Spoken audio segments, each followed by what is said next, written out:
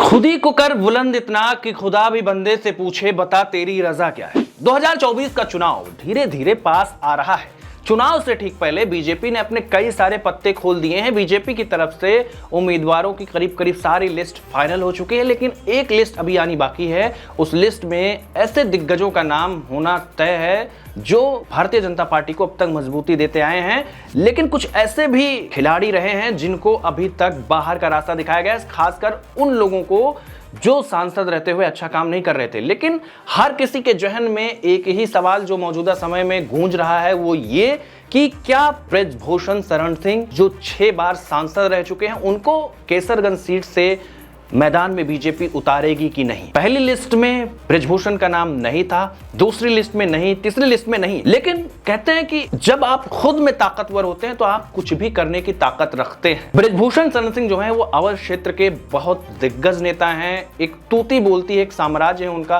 कहीं ना कहीं एक जो उनका राजनीति का अपना एक तरीका है, उस तरीके के चलते वो जीतते आए हैं। जनता से मिलना, जनता से बात करना, लोगों के घर में छोटी बड़ी प्रोग्राम में भी जाना, ये सब चीजें ब्रजभूषण की जो है एक हैबिट में रही हैं और कई लोग ब्रजभूषण पर निशाना साधते हैं और लोगों का अपना मत है उनके लिए। लेकिन इसमें कोई दो राय नहीं है कि ब्रजभूषण सिंह एक दिग्गज नेता है और एक जिताऊ कैंडिडेट है। केसरगंज की सीट की हम बात कर रहे हैं, केसरगंज हो गया, गोंडा की सीट हो गई, बहराइच की सीट हो गई, यहां तक अयोध्या और बस्ती की सीट पर भी ब्रजभूषण शरण सिंह पूरा अपना एक जलवा रखते हैं। इन सारी सीटों की जिन पे हमने बात की आपको बताते हैं, इन सारी सीटों पर ब्रजभूषण सिंह का एक अपना एक दबदबा है, एक अपना एक रुतबा रहा है। ब्रजभूषण सिंह का हमेशा से रहा है। ब्रजभूषण सिंह जो है इन सीटों पर सीधे सीधे इंपैक्ट डालते दिखाई पड़ते हैं। यही वजह है कि जो ये एक दिग्गज और एक कहते हैं ना कि एक ताकतवर नेता वो होने का फायदा ब्रजभूषण को मिल सकता है। ब्रजभूषण शरण सिंह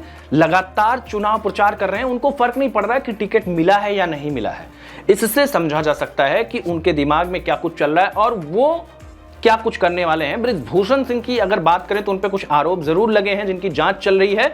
माना जा रहा है कि इसीलिए नरेंद्र मोदी सरकार थोड़ा अपना हाथ बांध के अपने पत्ते खोलना चाहती है, क्योंकि वो रिस्क नहीं लेना चाहती। लेकिन राजनीतिक जो विश्लेषक हैं और जो ग्राउंड रिपोर्ट पे जो ग्राउंड की बात है, जो हमने रिपोर्टिंग की, हमारे रिपोर्टर्स ने जो हमें अपडेट दिया, उसके हिसाब से जो कहीं ना कहीं ब्रजभूषण को लोग देखना चाहते हैं। जी हाँ, ब्रजभूषण सिंह को देखना पसंद करना चाहते हैं। वो चाहते हैं कि उनके जो नेता है वो ब्रजभूषण सिंह ही केसरगंज से सांसद रहें।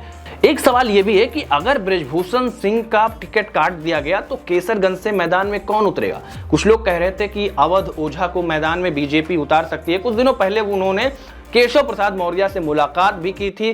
केशव प्रसाद मौर्य से मुलाकात के बाद ही इस बात की चर्चा तेज हुई कि ऐसा हो सकता है कि केसरगंज से अवध ओझा को मैदान में उतारा जाए। लेकिन अवध ओझा क्या ब्रजभूषण के सामने चुनाव लड़ेंगे? बहुत सम्मान करते हैं उनका, कई बार वो ब्रजभूषण को शेर बता चुके हैं, लेकिन एक जो नेता का एक जो तमगा है वो हासिल करना शायद अवध ओझा एक शिक्षक है उनके लिए मुश्किल हो। लेकिन देखना होगा कि क्या कुछ होता है। मगर जो राजनीतिक विश्लेषक कह रहे हैं, जो ग्राउंड पे जो रिपोर्ट सामने आ रही है, उसमें कहीं ना कहीं अगर भारतीय जनता पार्टी ब्रजभूषण को टिकट देगी तो उसका फायदा उसको ज्यादा मिल सकता है। ऐसा रिपोर्ट में, ऐसा जो सर्वे आ रहे हैं उनमें ये चीजें पता चल रही हैं। जो पोल वहां से जो रिपोर्टर्स हमारे लगातार अपडेट भेज रहे हैं, इस पर ये चीज जो है वो खुलकर सामने आ रही है। अब देखना होगा कि कितनी जल्दी भारतीय जनता पार्टी इस सीट पर अपना उम्मीदवार घोषित करेगी। लेकिन इसमें कोई दो राय नहीं है कि ब्रजभूषण के सामने एक लड़ाई किसी भी कैंडिडेट के लिए बहुत तगड़ी होने वाली है। और अगर एक बार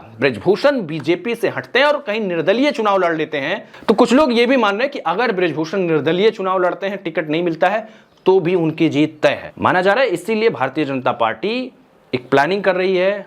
अब किसी भी वक्त ऐसा हो सकता है कि ब्रजभूषण के नाम का ऐलान हो जाए। दोस्तों, आपको क्या लगता है, ब्रजभूषण सिंह को टिकट देना चाहिए या नहीं, और क्या ब्रजभूषण सिंह केसरगंज से जीत पाएंगे?